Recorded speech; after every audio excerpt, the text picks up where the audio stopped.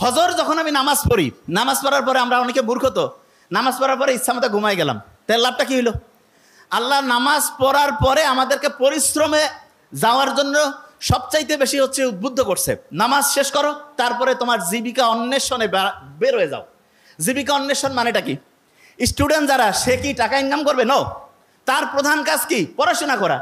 তাইলে আমি ফজরের নামাজ যখন পড়লাম, তারপরে আমার প্রথম কাজ কি হবে? পড়াশোনা করা। কি করা? পড়াশোনা।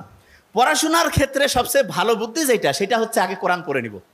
যেমন প্রফেসর মুখতার আহমেদ স্যার বলছেন, আমি তো শুনে খুব মজা লাগলো আজকে, যে আবু হুরায়রা রাদিয়াল্লাহু তাআলা আনহুর যে খেয়াল থাকতো না, তখন মুহাম্মদ সাল্লাল্লাহু আলাইহি ওয়াসাল্লামকে এসে বললো যে আমার তো খেয়াল থাকে না। মুহাম্মদ সাল্লাল্লাহু আলাইহি ওয়াসাল্লাম কি করলেন? তার শরীর থেকে চাদরটা খুলে নিলেন, বললো যে এটা মাটিতে বেছাও। এরপরে মুহাম্মদ সাল্লাল্লাহু আলাইহি ওয়াসাল্লাম একটু সেখানে দোয়া পরে একটা ফু দিলেন, বা ওনার হচ্ছে লালার থেকে কিছু জিনিস দিলেন। এরপরে ওই চাদরটা গোটায় বললেন শরীরে রাখো। এরপরে ওই আবু হুরায়রা কি বললো? যা আমি পড়ি তাই আমার খেয়াল থাকে, ঠিক না? আবু হুরায়রা খেয়াল থাকতো না, তার মানে মানুষের মুহাম্মদ সাল্লাল্লাহু আলাইহি ওয়াসাল্লামের এই যে অসাধারণ একটা মানে বরকতের পূর্ণ অসাধারণ একটা হচ্ছে যে দোয়ার বরকতে তার স্মরণ শক্তিটা অন্য লেভেলে চলে গেছে না? তাহলে আমরা যারা এখানে স্টুডেন্টরা আছি, আল্লাহর কাছে কিন্তু মুহাম্মদ সাল্লাল্লাহু আলাইহি ওয়াসাল্লাম তো নাই, কিন্তু তার শেখানোর রাস্তায় আমরা কিন্তু আল্লাহর কাছে চাইতে পারি। প্রথম যে কাজটা করবো সেটা হচ্ছে কোরআন পড়া। প্রথম কাজটা কি? আচ্ছা, এবার আমি বলি আগে। ব্রেইনে যে পানিটা আছে, এইটার কারণে ব্রেইনের ওজনটা কত গ্রাম হয়? 50 গ্রাম। আচ্ছা, এবার শুনি। সকালে উঠে কোরআন শরীফ পড়ে যদি আমি বই পড়ি, লাভটা কি সেটাকে বুঝতে হবে।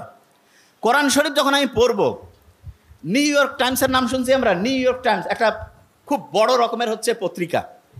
সেইখানে একটা আর্টিকেল ছাপানো হয়েছে এরকম, যে ব্রেইনটা এমন একটা অবস্থা আছে, যেই অবস্থায় পৌঁছলে পড়ে 1 ঘন্টায় 5 থেকে 10 ঘন্টার পড়া যায়। 1 ঘন্টায়, এই যে লাস্ট বেঞ্চ, ওই যে লাস্ট বেঞ্চ, 1 ঘন্টায় 5 থেকে 10 ঘন্টার পড়া যায় 1 ঘন্টায়।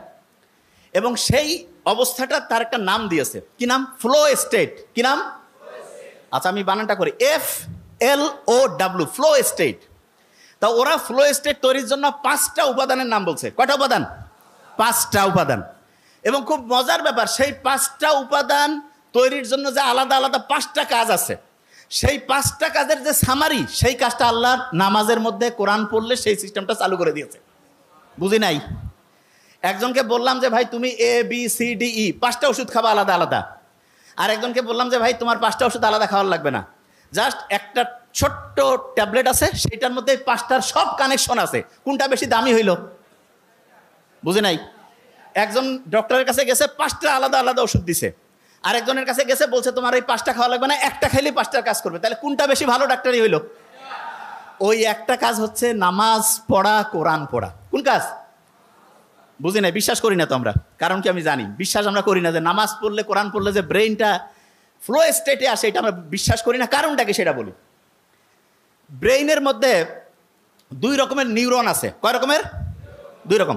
আমার এটা ডান হাত না, এটা কি হাত? এরকম 2 রকমের নিউরন আছে। এক রকমের নিউরন আমি যদি ভালো চিন্তা করি সেটাতে সে হেল্প করবে, শুনতেছি। আরেক রকমের নিউরন আমি যদি খারাপ চিন্তা করি সেটাতে সে হেল্প করবে। তার মানে আমি যে এরকম চিন্তা করবো, সে সেরকম করে কাজ করবে।